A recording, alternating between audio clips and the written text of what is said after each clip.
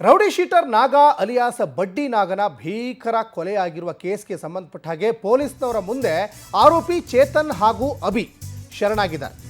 3 ದಿನಗಳ ಬಳಿಕ ತಡವಾಗಿ ಬಂದು ಪೊಲೀಸ್ನವರ ಮುಂದೆ ಶರಣಾಗಿದ್ದಾರೆ. ಸಂತೋಷ್, ಉಮೇಶ್, ಚಂದನ್ಗಾಗಿ ಪೊಲೀಸ್ನವರು ಶೋಧ ಮಾಡ್ತಾ ಇದ್ರು. 30 ಲಕ್ಷ ಸಾಲದ ಹಣಕ್ಕೆ ಬಡ್ಡಿ ಕೊಡುವಂತೆ ಹಿಂಸೆ ಕೊಡ್ತಾ ಇದ್ದಂತೆ ನಾಗ. ಮಾದನಾಯಕನಹಳ್ಳಿ ಪೊಲೀಸ್ನವರಿಂದ ಈಗ ತನಿಖೆ ಒಂದು ಕಡೆ ಮುಂದುವರಿತಾ ಇದೆ.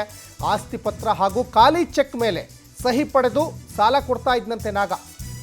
ಇನ್ನು ಆರೋಪಿಗಳಾದಂತಹ ಚೇತು ಮತ್ತು ಅಭಿಗೆ ಹಣ ಕೊಡುವಂತೆ ಒತ್ತಡ ಹಾಕಿದ್ದಂತೆ. ನಿಂದನೆ ಮಾತುಗಳಿಂದ ಬೇಸತ್ತು ನಾಗನನ್ನು ಇರಿದು ಈಗ ಆರೋಪಿಗಳು ಹತ್ಯೆಯನ್ನು ಮಾಡಿದ್ದಾರೆ. ಒಂದು ಕಡೆ ರೌಡಿ ಶೀಟರ್ ನಾಗನನ್ನು ಗಮನಿಸ್ತಾ ಇದ್ದೀರಾ, ಮತ್ತೊಂದು ಬದಿಯಲ್ಲಿ ಆರೋಪಿಗಳನ್ನು ಕೂಡ ಗಮನಿಸ್ತಾ ಇದ್ದೀರಾ. ನೋಡಿ, ಇಲ್ಲಿ ಸಹಜವಾಗಿ ಒಬ್ಬ ರೌಡಿ ಮತ್ತೊಬ್ಬ ರೌಡಿಯಿಂದನೇ ಹತನಾಗ್ತಾನೆ.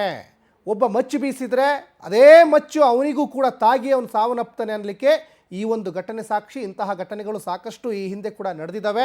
ಒಬ್ಬ ರೌಡಿ ಮತ್ತೊಬ್ಬ ರೌಡಿಯಿಂದನೇ ಆಗ್ತಾನೆ ಅನ್ನಲಿಕ್ಕೆ ಇದು ಪ್ರತ್ಯಕ್ಷವಾದಂಥ ಸಾಕ್ಷಿ.